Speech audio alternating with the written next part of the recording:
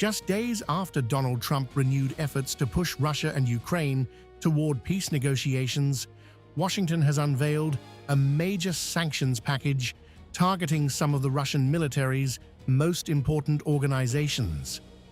The U.S. State Department announced fresh non-proliferation sanctions against multiple Russian military bodies, defense-linked companies, and officials under the Iran, North Korea, and Syria Non-Proliferation Act. The move comes even as diplomatic efforts continue, adding a new layer of pressure to already fragile U.S.-Russia relations.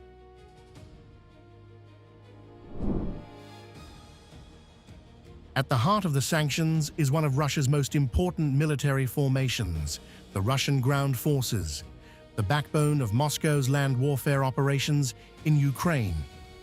The United States has also sanctioned the Russian Main Missile and Artillery Directorate, widely known as GRAU, the organization responsible for overseeing Russia's missile forces, artillery systems, and military ammunition.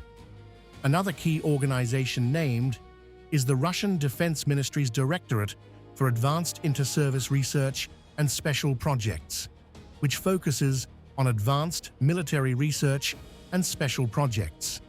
The notice does not disclose the specific conduct that led to each designation.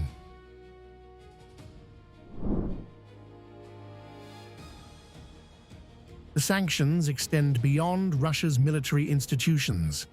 Washington has also blacklisted the 1061st Material Technical Support Center, Gedeon Alpha Company LLC, International Invest Company, along with several Russian nationals identified in the notice. According to the State Department, these entities and individuals were determined to have engaged in activities that warranted action under the Iran, North Korea, and Syria Non-Proliferation Act. Although the notice does not publicly provide supporting evidence or describe the alleged transactions.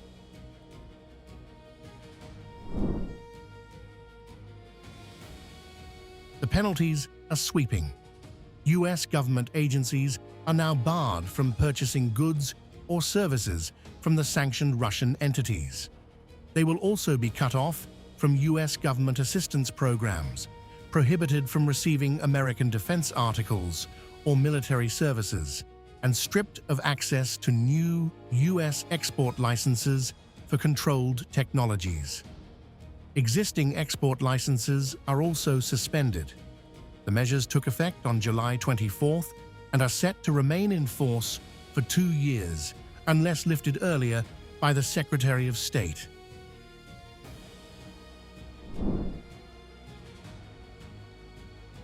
The timing is likely to draw international attention.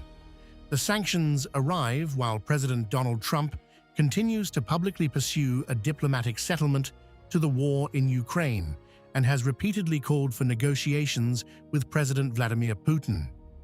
Although the State Department's action is based on non-proliferation law rather than the peace process itself, the announcement underscores that Washington is continuing to tighten restrictions on key elements of Russia's military establishment, even as diplomatic engagement remains on the table.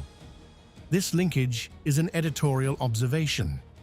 The notice itself does not connect the sanctions to ongoing peace talks.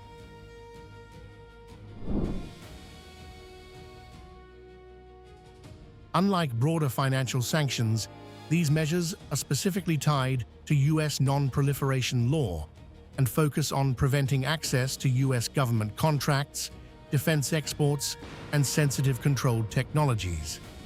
By naming the Russian ground forces, the Main Missile and Artillery Directorate, and a Senior Defense Ministry Research Directorate in the same action, Washington has placed some of Russia's most significant military organizations under another layer of U.S. restrictions. The latest move signals that even amid renewed diplomatic contacts, strategic pressure on Russia's military infrastructure remains firmly in place.